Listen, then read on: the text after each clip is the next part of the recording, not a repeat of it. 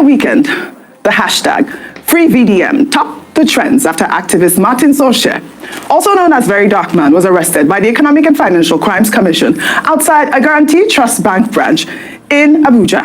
His arrest followed his public criticism of the bank for allegedly making unauthorized withdrawals from his mother's account. Well, according to his lawyer, Deji Adeyoju, VDM was ambushed by EFCC operatives and trapped inside GTB's exit door for over 5 minutes, a move he claims was a deliberate ploy to allow the anti-graft officers to effect his arrest. Many Nigerians, including VDM's brother, Mark Vincent Ojy, have accused the bank of complicity in the arrest and called for a boycott of the bank. Everybody has been saying, come out and protest, come out and protest. Definitely, we are coming out on Monday. I'm not going to lie to you. We are coming out on Monday. We are coming out, me, myself, my family. I, Mark Vincent, I'm coming to GT Bank, Area 3 branch on Monday to withdraw my money, my small money I get with now. I'm going to withdraw my money. I'm going to make sure my family members withdraw their money. I'm going to make sure every Ratel withdraw their money from GTB Bank. We are not coming to fight you people, but we are coming out in mass, believe me. We are coming out in mass. We are not coming to play with you people. We are coming to do business on your ground. We are coming to take what is rightfully ours, which is some money. Well, GT Bank, you have done well. Now, let's play your game. We are not going to do the usual protest where everybody to come outside the shout because we don't already know how those things they end. In the end, now we're going to suffer. They're going to arrest people. Now we're going to send people. They're going to spoil the protest for us. But we're not about that, man. We are now wise. You get? We have knowledge, which is our own power too. Now we are going to come and we are going to withdraw money. Please with the GT Bank. If you like, close. If you like, no close. But believe me, from Monday till the end of next week, back to back withdrawal. Don't worry. That's our business now. We don't come for now. All right. Today is Monday. Today is the day set for the assumed protests by VDM's family and the Ratel group and people that are visibly upset with GT Bank. But GT Bank has released the security footage showing that VeryDarkMan was not apprehended in the bank. Well, here is the footage showing VDM exiting the bank, according to the Chief Communication Officer of GT Bank, Oyinde Adegite.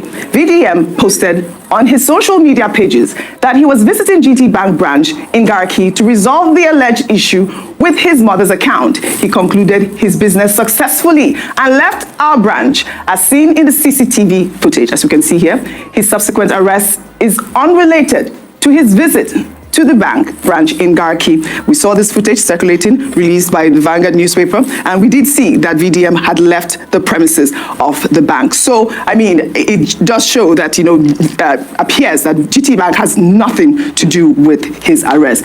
But, I'll take a tweet from this person, Alexis, who wrote, so eventually, VDM was not apprehended at GT Bank premises. So everybody can rest now and stop accusing the bank that knows nothing about it. It is the EFCC and not the bank. VDM has been making videos about them. I think it's because of the video they apprehended him. Meanwhile, Deji Adeyoju has threatened to take legal actions against the EFCC and GT Bank for the alleged inhumane treatment meted out to his clients. In a preliminary statement, VDM's legal team stated that their client and his associate, CPAC, were forcefully arrested at gunpoint outside a GT Bank in the presence of VDM's mother. They were allegedly beaten while blindfolded, labeled as bandits, and threatened. The legal team visited the EFCC and was shown an arrest warrant for VDM on allegations of cyber stalking issued by a magistrate in Wuse Zone 2. However, no formal charge or allegation was disclosed against VDM's associate, CPAC. In the meantime, social media have been awash with reactions to VDM's arrest, with many, including musicians Seun Kuti and Davido, demanding his release. Also, videos of foreigners calling out the EFCC and the federal government of Nigeria over his arrest have since gone viral. Let's take a look. Hello, EFCC. This is a serious warning, and I hope you guys listen very well. You cannot arrest VeryDarkMan, a freedom fighter, like a Tory's leader.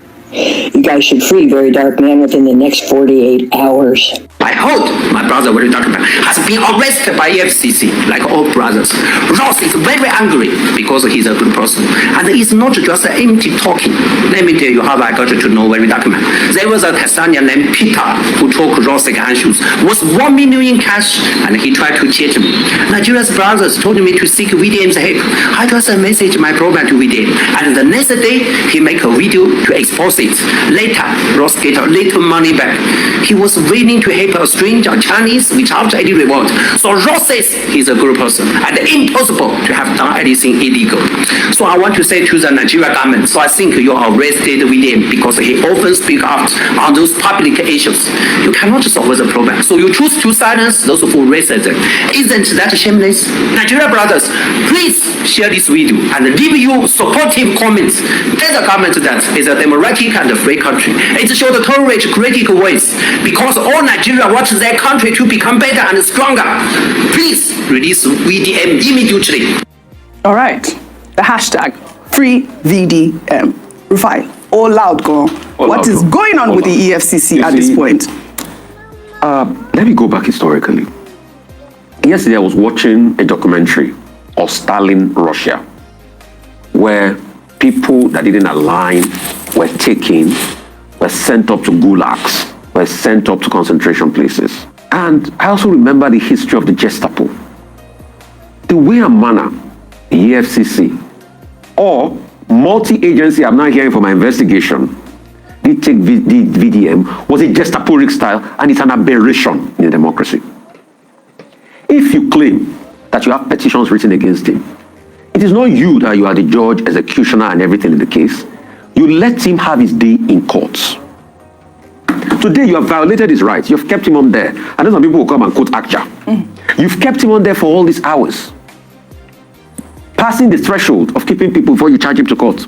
Till today, we've not had an official message out by the EFCC, which from my investigation, I discovered that it's a joint security body thing. Yes. It's not only the EFCC. And you were taken in that manner, blindfolded, pushed into a car in a Gestaporic style. We want to believe Nigeria is a democracy, but we don't believe so sometimes. We want to believe that the days of Abacha is long over, but we don't believe so sometimes. Because those days of Abacha was the days of rage in this country, where you watch what you said. But we don't believe so because of what is happening in this country as we speak. Like Africa, China, they reach my way, not wasting money. They're not going to see face for crime fighter. If you have petition written against them, I'll call the man forward, come and accept his petition. Why arresting him in that style? Until today, after many hours, the EFCC nor any government agency have not issued a statement. Yes, we've reached out to them. We have a right to hear from them. I have also reached out to the people I know in the EFCC. Yes. They've not issued a statement today. They've not issued a statement till now. So it is a very sad one for Nigeria. And the question is VDM to deal? Who is next? When are they going to do right? In this is a country, we see how people violate the law and they move off. It's in this country we had the Ayabelo that could resist arrest. We are not saying please don't investigate him based on petitions written. All we are saying is do it in a clean way. That's it. And let the rule of law take its course. Let him have his day in court. All right, moving by. In the wake of all that drama, an old video of the late Afrobeat legend Fela Anikulapo Kuti during a tour with his Africa 70 band in Berlin in 1978, where he told the audience about what happens when you speak the truth, has gone viral. Let's take a look. When you are revolutionary and you talk the truth, people will come and slap you down. Then you talk the truth again, they lock you in jail. Then when you are very strong and you talk again, they may kill you. They may even burn your house down, like they burnt my house down at home. Now, when they burn my house finish, some friends who are very Africans, they are very afraid of life. Hey, fella, yourself, don't talk the truth again.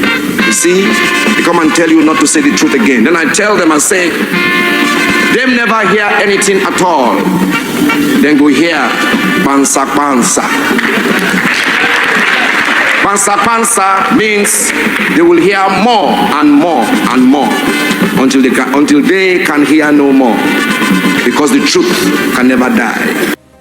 The late Afrobeat legend, the truth can never die. You always know that he spoke truth to power, and we're seeing that the very dark man also was following in his footsteps.